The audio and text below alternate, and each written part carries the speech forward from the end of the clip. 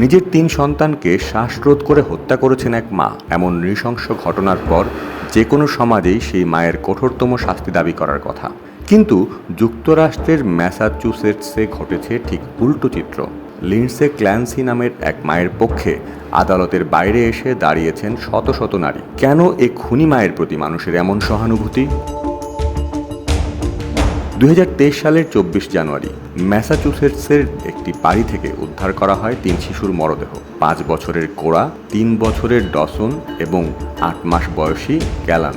ঘাতক আর কেউ নন, তাদেরই জন্মদাত্রী মা, 36 বছর বয়সী সাবেক labour and delivery nurse Lindsay Clancy. সন্তানদের হত্যার পর দোতলার জানলা দিয়ে লাফিয়ে আত্মহত্যার চেষ্টা করেন লিন্ডসে। প্রাণে বাঁচলেও কোমর থেকে নিজের অংশ চিরতরে প্যারালাইজড হয়ে যায় তার। সম্প্রতি আমেরিকার আদালতে এই মামলার চূড়ান্ত বিচার প্রক্রিয়া শুরু হতেই বিশ্বজুড়ে নতুন করে তোলপাড় শুরু হয়েছে। ব্রিটিশ সংবাদ মাধ্যম বিবিসি এবং আমেরিকার সিএনএনের প্রতিবেদন অনুযায়ী লিন্ডসেকে একজন নৃশংস খুনি হিসেবে দেখার বদলে দেশটির শত শত সাধারণ মা ও নারী তার সমর্থনে এগিয়ে এসেছেন।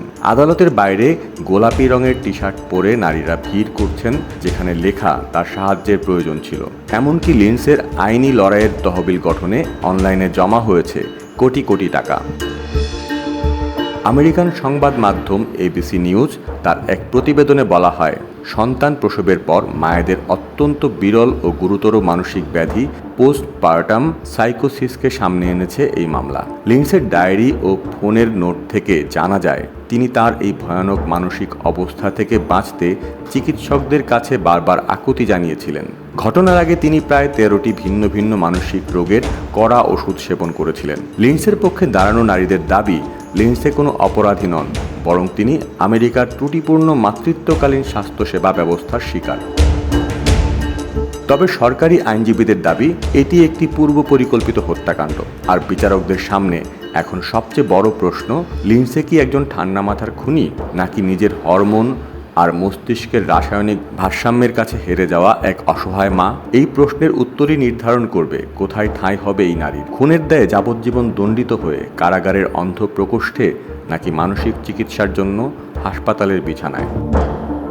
ডেস্ক নিউজ, প্রতিদিনের বাংলাদেশ।